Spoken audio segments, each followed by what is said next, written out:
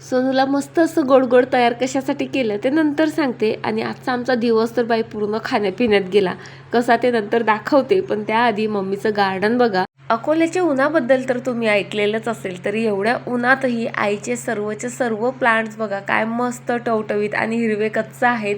आणि बऱ्याच झाडांना भरपूर फ्लॉवरिंग सुद्धा झालेली आहे.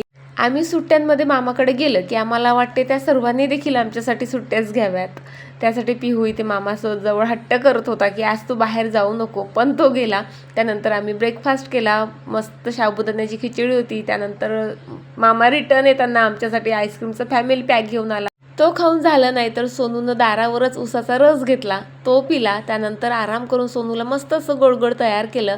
आणि माझ्या चिवला तिच्या मम्मीचं कौतुक बघा किती.